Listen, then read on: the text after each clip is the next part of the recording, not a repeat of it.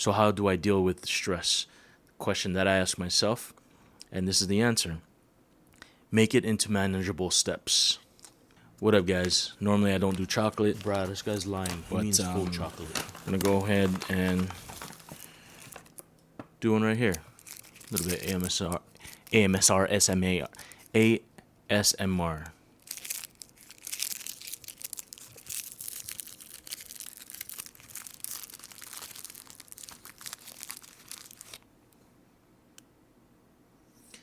I don't know if you can even see that, but so how should I deal with stress? The way that I do it. So how do I deal with stress? Question that I ask myself, and this is the answer. Make it into manageable steps. In other words, create tasks for yourself that you can do. And then the stress goes down. In the bigger picture, one of my mentors, my big bros, used to tell me, just create tasks. But I'm thinking, make them manageable tasks. The reason why you want to do that is because, one, when you're stressed out, it's hard to even identify that you're stressed out because it just happens right away. So the first step is to acknowledge that you're stressed out. Is it from work? Is it from personal relationships? Is it at school? Homework stuff? Once you identify that, you can base off your tasks or your checklist off of that. So, and this is exactly why I didn't do good in school, because I just didn't manage myself with big projects. So the older I got, the more I realized preventative work is the best work, at least for myself.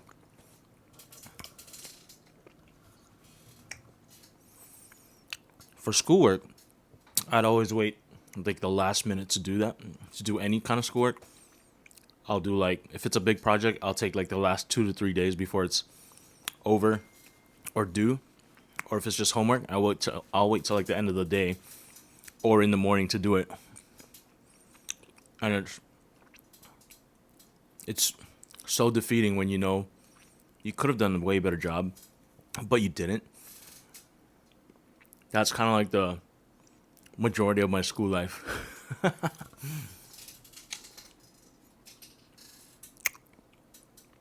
These days, so what I mean, a good example is this. Funny story before we get into funny story. There was a book report that was due back when I was 7th grade. You do book reports here and there.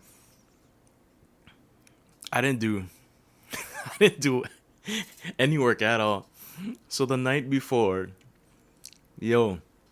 shouts out to my dad. My dad is my number one. He's my hero, the man I look up to. But he read he skimmed, or I don't know what he did. He read the book. This was before ChatGPT even existed, but he read the book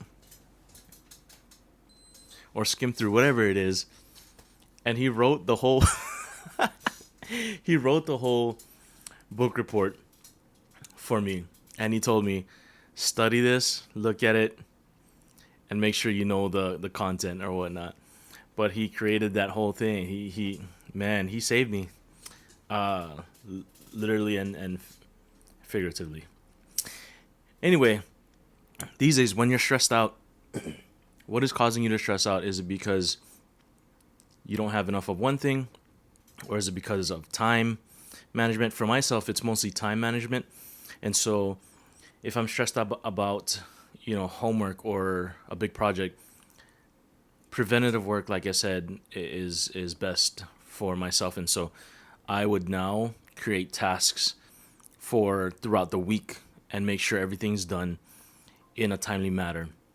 And so the whole idea behind it is with the tasks, you're checking something off and you're making sure that you actually are stepping forward versus just feeling like you're gonna do something. A lot of these days, feeling is kind of thrown out the window with myself in terms of processes and all that stuff because the older I got, the more logical and pragmatic I became, and I just try to create checklists now with any type of stress that I have, or any problems. You just create a checklist. The two things that I want to mention, and this I'm talking to myself, is that one, when you're stressed out, you feel like you have no sense of control at all, and that's why you're stressed, because you can't do something about one particular thing. Having a checklist will give you back that sense of control, because now once you create your tasks and once you check off the first task, you have control of that. You're doing something about it, and you're actually moving. You're taking steps toward the goal and fulfilling whatever goal that you have in mind. So one, it gives you control, and two, it keeps you accountable. Control and accountability is kind of like the main things when it comes to dealing. I wouldn't even say deal. I would say confronting stress. Let's probably title this something around that. But that's the one thing I wanted to talk to you guys about, and or just put out there for you guys. Hopefully this helps, and we'll probably dive into it a little bit more in the future. But I do just, if there's one thing you can take away from this video, I would want you to just remember to make it into manageable tasks. Create checklists or task list, not checklist, task list. So translate it into manageable tasks or task lists, however you want to word it. Make manageable steps. That's the biggest thing about dealing with stress. So that's it for the main portion of this video. I'm just going to be making coffee. If you want to hang out and stay for the rest of the video, I'm just going to be making coffee and probably talking about updates on what's going on. Talking about stress. If you made it this far, thanks for hanging out. I don't have one like yet whatsoever on the channel, so we'll see how that goes. That'll be a cool small step into the direction that we want to go. But dealing with talking about stress, guys, okay, this all starts back this might be a separate video, who knows. Okay, anyway, I'll give you a brief kind of story about compound stress right now. So it starts off with the Corolla, where it overheats earlier this year. Maybe a couple months ago, maybe 3 months ago, it overheated. Took it to a shop, and they said, you got to fix your AC. Going to be about $2,500. I was like, okay, that's fine. Let me go take it to somewhere else. Just to make, I said that's fine like I'm mad, but I'm just saying that's good to know. I park it in my parents' place because it's not working, and we got to get it. The shop is close to our parents' place. It ends up not working at all or starting at all, and so that's kind of like down the drain. We're like kind of stressed out about, should we put in the money to fix the AC or to put it down on a payment? We don't have that kind of money at the moment. It just causing stress about it, because we need two cars. We have one family car, which is a safe car. It's a mini SUV, and that has Zoe's car seat. We don't put the car seat in the broken car, which is the Corolla, because it's smaller, and we just want something safer. You're never safe, but in that mentality, it's a bigger car might keep us safer. We'll see. So that goes on, and then our main car, our Taos, which is VW, it shows the air pressure off, and so I look for any nails or whatnot. It's not happening, and so I refill the air and put it back to the 36 psi, which is a VW Taos, and it's fine for a few days, and then the air pressure light goes on again. I'm like, oh my gosh, is there a leak? And so that gave us stress, because we had to pay like 300 something just to replace one tire, because there was a nail that was stuck on there, and that was just not fun at all. And then, so we took it to Costco. They said they found a small puka, small hole. So they patched it, Well, they filled it in, and then patched it, so it's kind of like a double protection. So it's been great ever since. A few weeks later, the coolant light goes on, and I'm like, oh my gosh, what is going on? And so we put coolant in there, thinking it was just, the coolant, low levels. So we put it in there, and it works fine. All is good until about 10 days later. Then it comes back on again. I'm like, oh my gosh, is this something going on? I research it, and then I find out that it could be because of the thermostat or the water pump. So we finally take it to VW, and they find out it's a water pump. Everything is covered for that because we're still under warranty. We have one more year in October next year. But they find out that a lot of things need to be changed, and this is like the maintenance fee. And thank goodness it's just maintenance fee and nothing like majorly wrong with the engine or any problems with the components. It's just the maintenance of the car, which I'm learning now that, guys, if you have a car, start saving up for that 40,000 mile maintenance check, because you're gonna have to change your brakes, your rotors, your spark plugs. You're gonna flush out your fluids. If you are buying a new car, guys, or if you're kind of new to buying cars, start saving put some money aside for the 40,000 mile maintenance fee, because that's kind of like the big one that'll prolong the full life of your car. And so it's about like it could range from like $2,000 to $4,000. So I would say start putting money on the side for that if you're getting into purchasing your first vehicle, or if your vehicle's new. That's the same thing. So that's that. So we have that bill now. We have like to change the battery, the brakes, rotors, fluid, transmission fluid flush, all these things, spark plugs. And it's just like, man, where are we going to get this money right now? We're just broke. Not broke, but we're just short. And so we have the old car that needs to be fixed. We have this car that needs to be maintained. And then our AC, I find that our room AC had a leak, and it was seeping through the trim of the bedroom. And so now it's kind of not clogged. There's some staining on there, and I don't believe that's mold because it's not spreading, or it doesn't look like it's expanding or whatnot.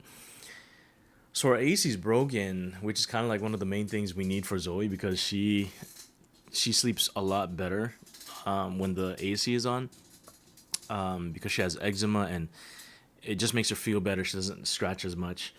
She's getting much better. We need an update on that. But the AC breaks, and we're figuring out like, okay, I called the people up, and to install it, it's probably like $400 to $500 on top of the.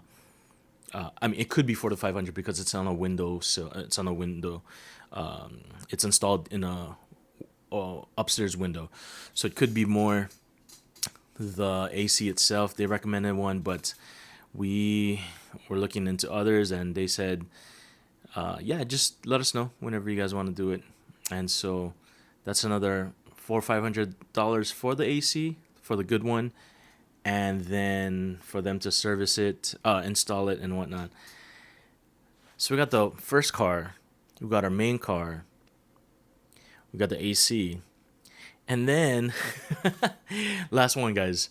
I promise this is the last one.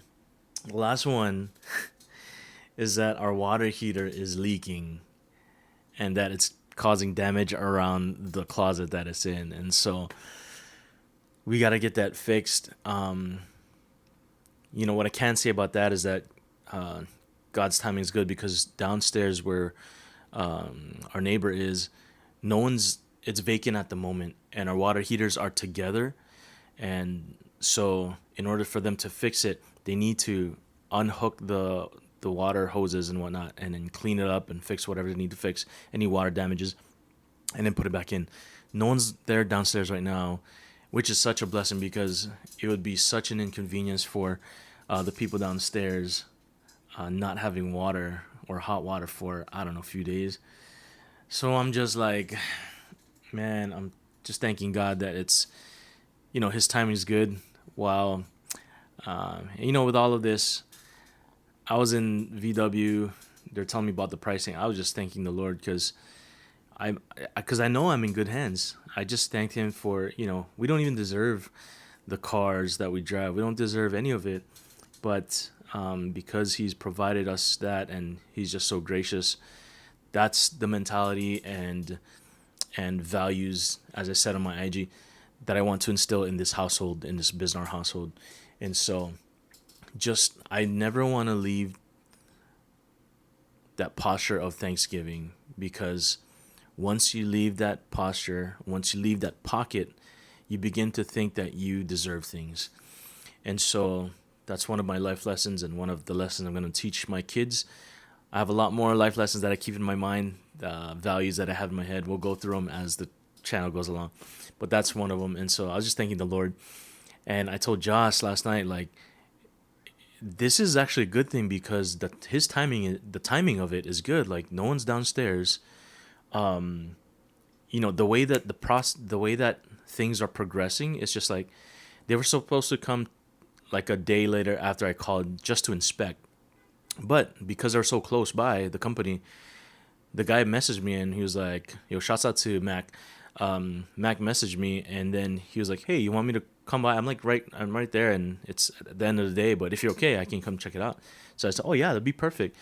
And so everything's just moving quick, and I'm just so thankful that the timing's there. But that's it, guys. If you've stayed this long to hang out, thanks for hanging out. I hope you subscribe, and I'm going to be trying to do more videos. Daily is kind of nuts, but who knows? This is the main thing right now. 2025 is going to be lit, if that's even a word. And that's actually the only time I've ever used it in a genuine way. So 2025 is going to be nuts. I have 2 years to offer Josh to be a stay-at-home mom, and I hope you come along with me in this journey and see how that goes. We got 2 years, so we'll see what happens. God bless you guys, and Godspeed. Shoots.